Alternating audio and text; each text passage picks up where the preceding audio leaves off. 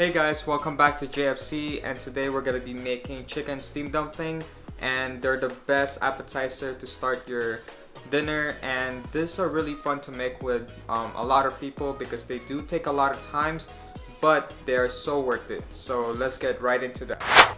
Okay, to get started, you will need wonton wrappers, and these are commonly found in Asian markets and they come in 50 pieces per pack. You can totally make yourself at home using egg, water, and flour, but it's easier when you have your own wonton wrapper purchased from grocery stores. We actually end up doing about 30 to 40 dumplings, so this recipe is actually double.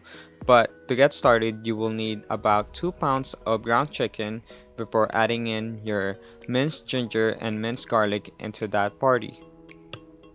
Right here I have water chestnut and bamboo shoots that are minced, and I just added that to the bowl as well along with the ingredients before adding in my minced scallions and minced cilantro into the party. And this will add a really nice fragrance, but you will also need to add one whole egg to that party. I would advise not doing what I did here because I cracked the egg right on top of all the ingredients, which is kind of dangerous because I could have shell particles that are, I won't see, but that's not good. So right here I added 1 tablespoon of salt along with 1 tablespoon of black pepper for taking my beautiful hand once again and mixing them all together. You can totally use your hands, you can use gloves, you can use spoon as long as you mix them all together nicely. But I would recommend using your hand because your hand is the most important tool in the kitchen, and if you want to get messy, get messy. After you're satisfied with all the mixing, you just want to have a station ready for your dumplings. As you can see, I have the bowl with the filling, and alongside of that I have the wonton wrapper, which is wrapped inside of plastic to prevent from hardening. And I also have a plate to place the dumpling that I made in them. So as you can see right here, I'm just taking about 1 tablespoon of dumpling and I'm placing it in this hole in my hand so it can be secured, and I'm taking my spoon to pinch each corner of the dumpling.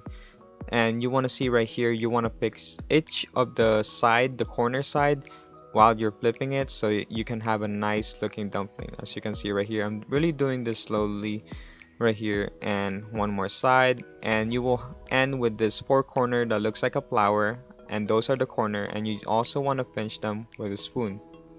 And you want to see how I'm fixing it and then putting it back in so it looks good like that. There's probably a more easier way to do these, but this is probably the most simplest way I can teach you. Yeah, I dropped it. Hold up. I think that's still good. And you just want to smear the top just like that, and that's a perfect dumpling right there. Drop it. Yeah, it stands itself. That's perfect. Yeah. So here a closer look. So put it in my hand just like that, and you want to fix the middle, making sure it's like a kind of ball, and I just want to start fixing it just like that. Tilt it, pinch the corner, fix the corner, pinch the side, fix the corner, pinch the side. Then you want to pinch all 4 corners of that. And that's probably the simplest way to make like a dumpling shape. See that? Okay. So this is way more easier when you have friends over and you guys want to have like a dumpling party or something like that. I don't know what parties you guys have, but you can make about 50 of these depending on how many wonton wrappers you have.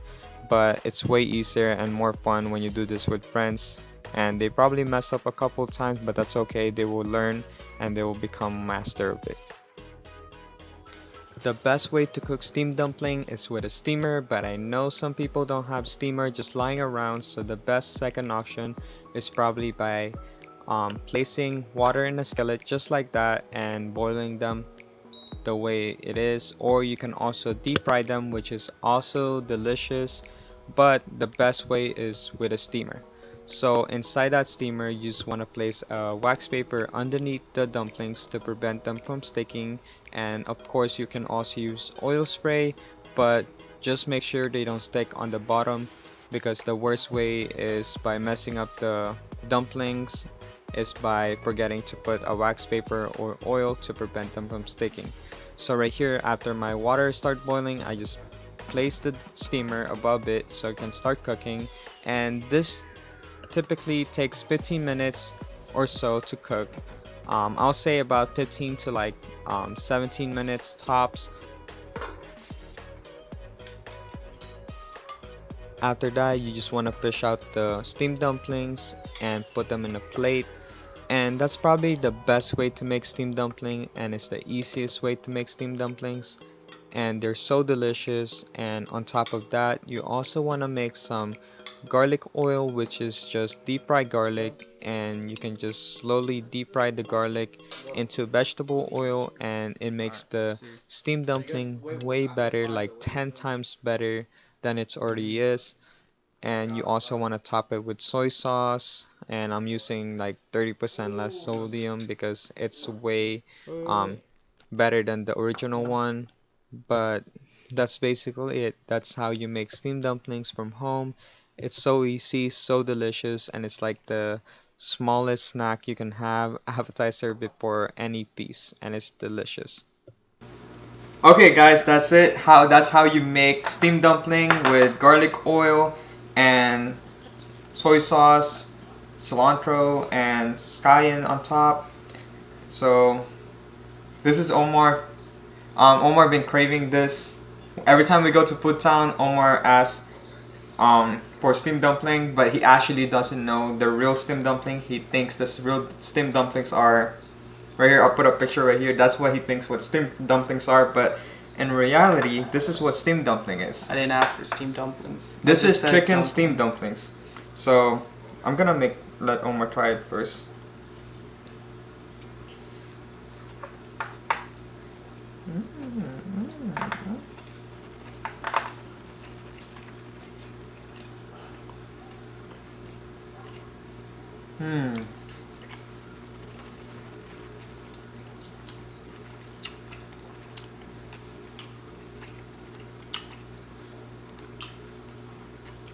That doesn't get any better. If you go to a restaurant, it is a mouthful. I should have ate half of it. It's a mouthful. But in the restaurant, it's probably gonna work more, and you're probably gonna only get a few pieces. But if you make it at home, you know you can make like around 50 or even 20 of these in less than like $15. So it's way better to make these at home than going to a China or a Thailand restaurant and trying them out. So hopefully you guys try these. These are amazing. What do you think, Omar? I mean, I like it. I was surprised that when it was steaming, I was like, I've never seen anything get cooked like that in person. So it was pretty cool the way it was made.